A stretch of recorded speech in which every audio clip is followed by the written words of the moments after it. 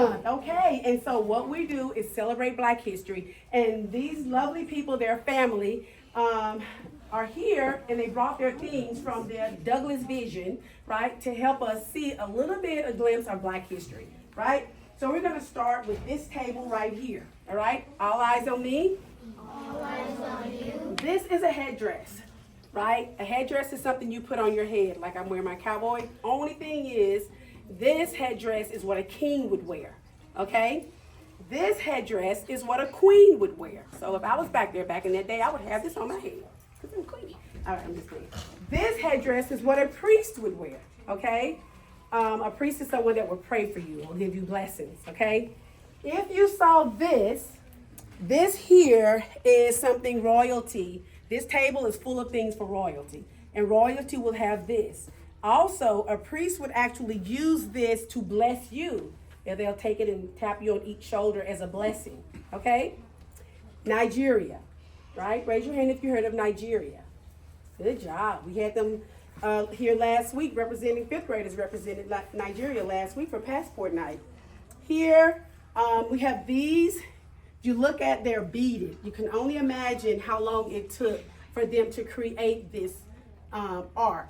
Whenever they created art or carved or made things, it was for meaning. It wasn't for, oh, let me draw like you draw things. It's for beautification or awards. It meant something. So you don't know what fertility means, but you had that in your house. It was for that. You have those. And then this is a shield, and this is a cane. Both of these came from South Africa. And these two canes, this sword and this cane came from Nigeria. So back in the day, when you see these, elderlies had them. The elderly walked with a cane. And that let you know to respect them because they respected the elders. All right? Now we move to this table. And again, as I said, when they create or make things, they make things for a reason. So this, as you can see, a bird is faced this way and her head is back reaching her young, right? She's getting her egg. And what that represents is you cannot move forward without forgetting where you come from, okay? And then this one, as you see the guy with his hands like this is the thinking man. And what that represents is to make sure you think before you react. And that's something all of us teach you guys today, to think before we react. When someone make us mad or say something we don't like, we think before we react. And that's what the thinking man represents, okay? This one here is a call to action. It means it's time to move. It's time to do something. That's what that one represents. Here we have musical instruments. We have a sword here. And then here, this is another thing that you would see royalty carry. If you saw this and y'all see all the beads and the fine details, just imagine how long it took them to make this. Royalty held this, all right? Now, these first three tables that I just finished represented Africa years ago, undisturbed, royalty, kings and queens living their lives, okay? As we move to this table, this is when things kind of got drastic for them. This is when people started coming to Africa and stealing those people from their lives and taking them from their homes and bringing them to America to become a slave. Okay, so here's the actual chain. That's why it's old and rusted. This is a chain that was actually used back in slavery. And so they would tie it around their neck, their hands, and their ankles. And that way it made them move like this. Because you can't run away if you can't use your hands or your legs, right? And so that's what this was for. If you take a look at this picture here, this is a photo of when they brought Africans to America and to sell them into slavery. So it says, hey, we're going to be at the Rotunda Hotel, right? And we're going to sell slaves. It gives descriptions, like a man, a woman, a child, or they're well built. It describes them. And they come and they auction them off, right? How many of you ever heard of Harriet Tubman? Good job. Anybody know what she did? Anybody? What'd she do?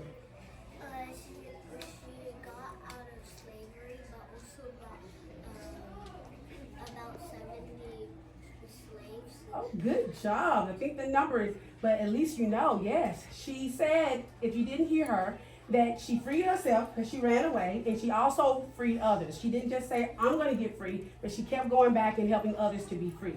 And the slave owners, of course, did not like that. So as you can see, they offered a $40,000 reward for her. Now that's a lot of money today. I could take it if somebody was to give me a check right now. I love it. But back then there was a whole lot of money. And if I'm not mistaken, that back then that's worth kind of equivalent to $1.6 million, right? If that was back then. That's a lot of money. That lets you know how bad they wanted to capture her because she was freeing slaves. All right? When they were here in America, one of the things that they did in slavery was work. So you had some that actually was able to work in the house. They worked in the houses, they cooked, they nursed kids that wasn't theirs, they cleaned. And you had some that had to work outside in the fields. And this is what they did. Some of the things that they did. They worked in bean fields, sugar, they did cotton, they did rice. This here in this jar, can y'all see this? This is sand from Gray Island. Gray Island is the place where they held the slaves, right, until the ships came to keep them. So they had a place where they had to sit on that beach until the ships came to take them to America, and they had them chained while they waited.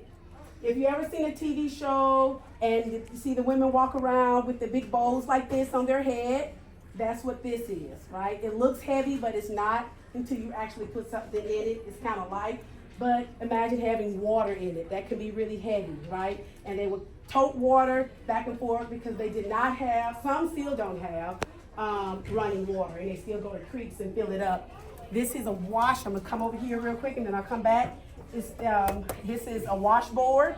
And even some of your great-grandparents might have used this to wash their clothes with and hang them out. And so that's what they use. We have washing machines today, okay?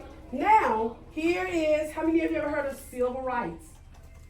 We're in the civil rights era is this table, right? These are the people we honor that have paved the way that allowed us now to be able to sit on a bus with everybody regardless of our skin color, allowed us to be able to go in a restaurant and not have to order last, allowed us to be able to drink out the same water fountains, go to whatever college we want and become educated and have rights. Human rights. We honor people like Harriet Tubman and Frederick Douglass and a lot of other people that you probably have researched during Black History Month, okay? We also have, the Bible is important. The Bible and the cross is because our foundation is religion.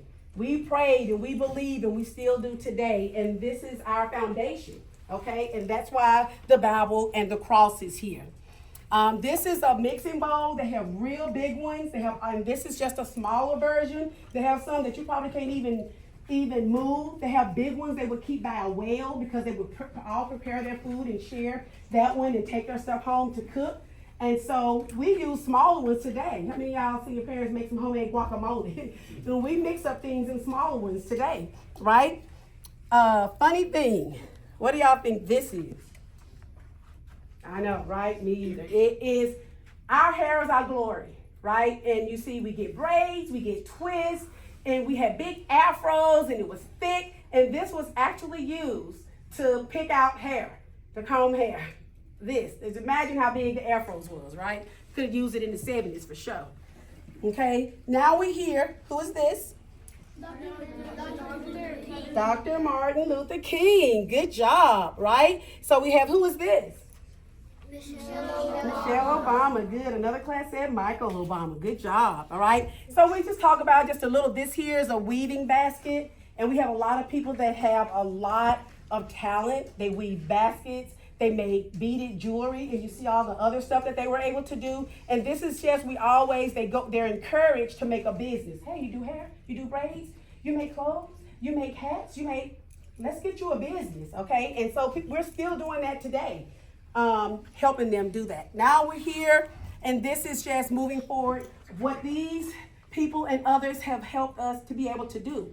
We have doctors. We got any doctors in the house? Right here, we have a doctor. And we have actual doctors too, but we have our doctorate is what I'm saying. Then we have actually doctors and surgeons. We have teachers. We have authors that write books, and we have so many others that have done things, and because of what they've done for us.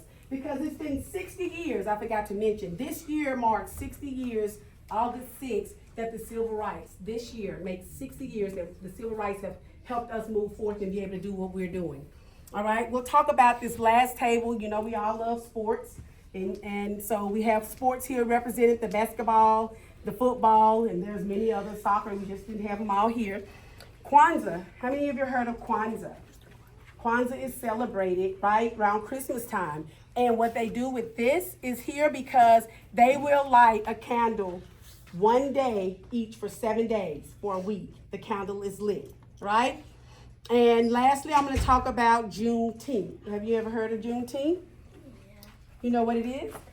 You just heard of, just know I'm off from school that day. I know that. I'm off from work or something. So Juneteenth represents freedom, right? Most of us say, hey, 4th of July is our freedom, but it's Juneteenth.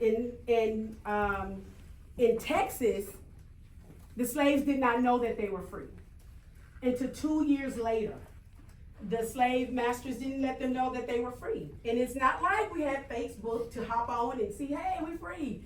And when some did find out that they were free, they was had so much fear beaten into them, they were scared to actually leave. They wasn't, as strong-minded and willed as Harriet Tubman. So they just kind of waited until it happened. And so that's why Juneteenth is actually a national holiday, which allows us to celebrate our freedom from slavery.